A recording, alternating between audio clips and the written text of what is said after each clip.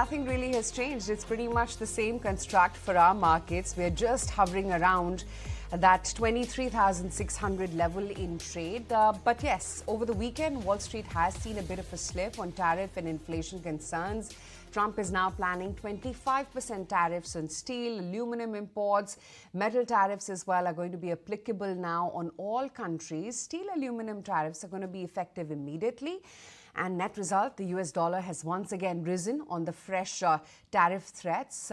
So that's pretty much the handover that you're seeing from the globe. For our markets, of course, the construct remains the same. If indeed it's a big shake-off that we do see because of the tariff threats, then obviously we're not going to be spared.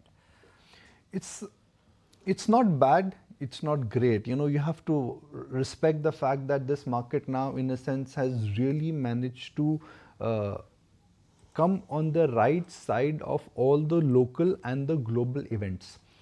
So the construct of the market globally is that tariffs is a real deal. It will have impact, but it is not going to change the way how world would do business. B, the dollar is now rising less. It is rising less and it is going down more. There is no linear trend in terms of where the dollar is headed. Energy prices, well, they're clearly behaving themselves, and thankfully for us, the FII intensity now seems to be reducing. So you would say that there is an element of not relief, but there is an element of uneasy calm. There is uneasy calm. Why? Because things are still evolving. There is calmness. Why? Because whatever news flow had to come out both at the global front or at the local front, that pretty much seems to be out now. Exactly. Although there is a little bit of a movement when it comes to definitely both the dollar as well as some of the precious commodities and crude oil as well. Not much when it comes to silver. That has in fact taken a little bit of a backseat, but not gold. That continues to hold high in spirits. Brent oil has seen an uptick of about almost 0.5%, and that's pretty much been the case with copper, zinc, etc. as well. But yeah, for our markets, there's been a recovery, a slow one at that. The FII selling, like Nikun just pointed out, the quantum definitely has reduced, but so has the DII buying as well. But other than that, at an index level too, we've managed to clock in a 4-week high. The SMIDs, IT, those packs also have managed to hold on to 2-week gains. And I can say that pretty much about a lot of other sectoral, indexes as well. Of course, the question is, are emerging market currencies stabilizing? Is that where you're seeing a reversal in our markets? See, Asha, things have stopped falling. That crunch, what we saw in emerging market currencies, the rise in the dollar index, flows moving out of emerging market equities, that now seems to be stabilizing. It could hit us, or it may well be one of those patches of low volatility, not too much of action, and markets, they start building a base, so to speak. So the setup, I think, is appealing. The setup is great in terms of where the consolidation actually has started. I look at the market, and if I'm really looking at this week's trade, for me, I think it's not about news. It's about technicals and sentiment. Hurrah number 1, FI selling seems to be reducing. Hurrah number 2, at lower level, this market is finding support. Large part of the event risk, at least the local event risk, earnings, budget, impact of Delhi elections, all that is behind us. So locally, there is nothing which really could be an event trigger which could generate a downside momentum. That's third.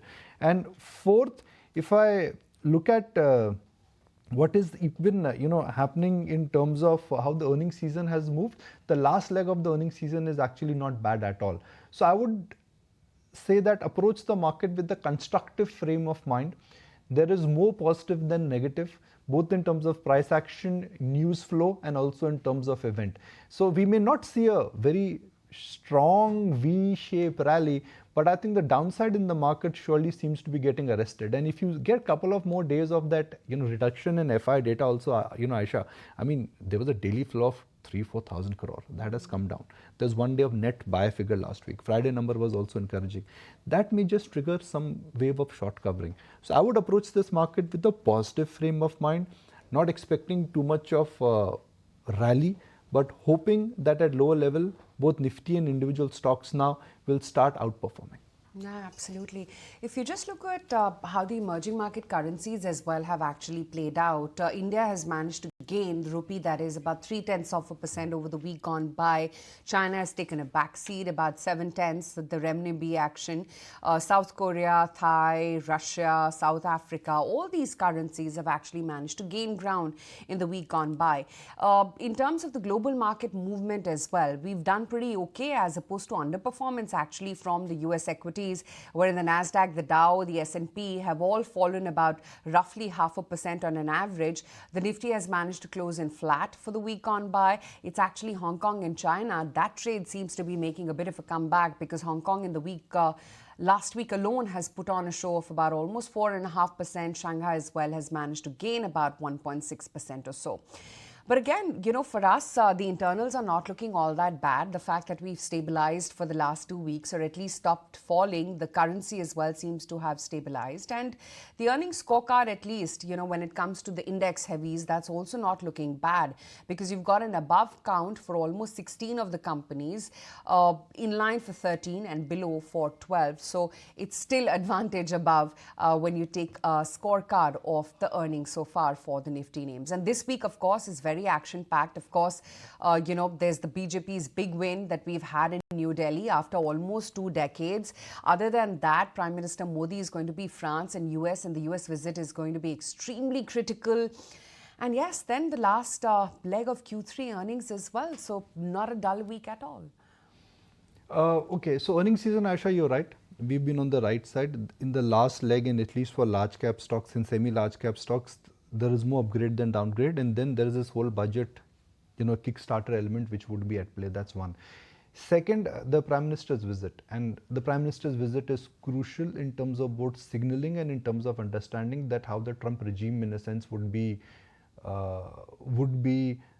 conducting business with India. So, by the end of the week, we pretty much would know that how exactly the entire tariff issue between India and US would move. And then third is the impact of Delhi election. Let's look at the numbers. I mean, for BJP, it's a landslide victory after 25 years now. And that is something which is a huge political win. But from a market standpoint, I think it is more prestige and less impact. And more prestige, why? Because Delhi is where the center sits, and the BJP was not really ruling Delhi, so to speak. So it's more prestige and less impact. Also, from a market standpoint, after the victory in Haryana, after the victory in Maharashtra, the fear which in a sense markets thought of a political uncertainty, compulsions of a coalition politics, and that could have an impact on the economic policy of the NDA, that also gets dismissed because the popularity level at the state election in a sense have voted back for Prime Minister Modi, for NDA and for BJP. So from a market standpoint, I don't think the Delhi election, even though from political, it's a big political win, it's not going to be having an impact per se. I'll say it again what I said, it's more prestige and less in terms of impact.